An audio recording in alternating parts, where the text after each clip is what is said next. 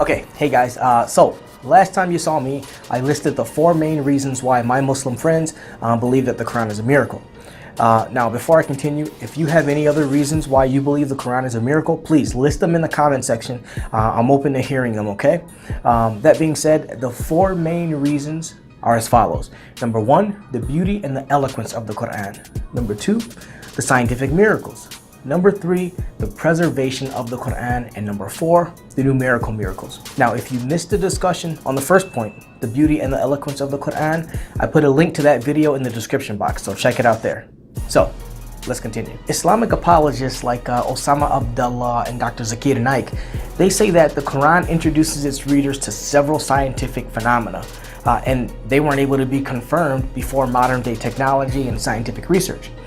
And because Muhammad didn't have access to this technology at that time, then it must have been revealed to him by Allah. And this is one of the reasons why one should believe that the Quran is a miracle. Okay, follow me on this one. If the Quran is a miracle because it contains prescient scientific statements, then that means any and all scientific statements within the Quran should be true. Otherwise, the Quran failed at being scientifically accurate. And if it failed in any case, then the Quran can't be miraculous because one or more scientific statements are inaccurate.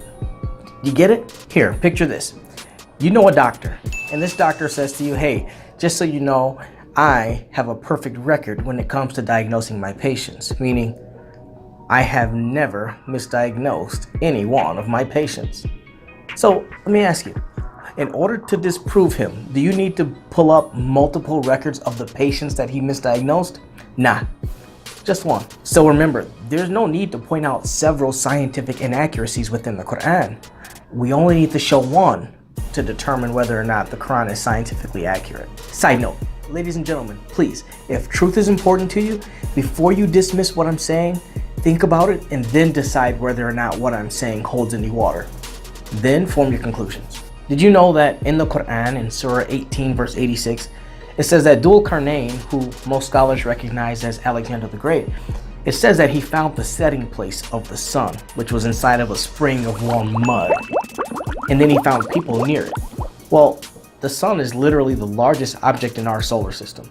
It's over 100 times the width of Earth. And it isn't even a solid object. It's just made of gases. This means that if the sun had set in a pool of muddy water on Earth, then life as we know it would be consumed. Swallowed up whole by this burning ball of gas. Did you know that if we assume for a second that the sun actually could set on Earth inside of a spring of warm water, then what happens next would be catastrophic. Dhul Qarnayn found a community of people near the sun. The sun is almost 10,000 degrees. It's virtually impossible for a community of people to be near the sun and not turn into Sunday's dinner. Well, there is one way it's possible. Assuming we were all wearing spacesuits, we could get as close as 3 million miles of the sun before roasting and dying of heat exposure. So tell me, does it seem scientifically accurate to say that Dhul Qarnayn found the setting place of the sun, which was inside of a spring of warm water, and there were people near it? I don't think so. And did you hear Dr. Zakir Naik's response to this? He said that it only appeared to him that the sun was setting in the spring of warm water. And then he says this, it could be referring to time, sunset, right? Oh, and then get this, he says, well, we all know that the sun doesn't set anyway.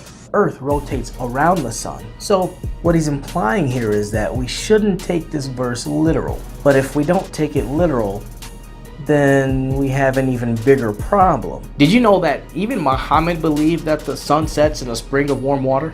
In a Sahih narration, Muhammad's traveling with Abu Dhar, and he admits that, yeah, in fact, the sun does set in a spring of warm water.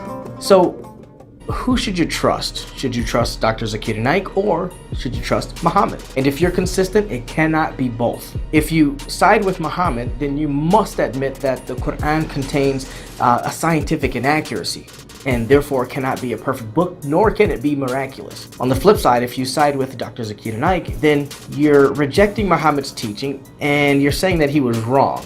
And if he was wrong about this, then what else was he wrong about? Like I said before, if I can show you just one scientific inaccuracy within the Quran, then the scientific accuracy of the Quran should not be brought up when asked what makes the Quran a miracle. For more scientific blunders within the Quran, see Surah 71:19, Surah 86, 6 through 7, and Surah 16 and 79, just to name a few. Folks, thanks again for watching. And before you go, please like, share, and subscribe. If you have any other reasons why you believe the Quran is a miracle, please put them in the comment section. I'd love to hear from you, okay? Thanks again, and talk to you next time. Bye.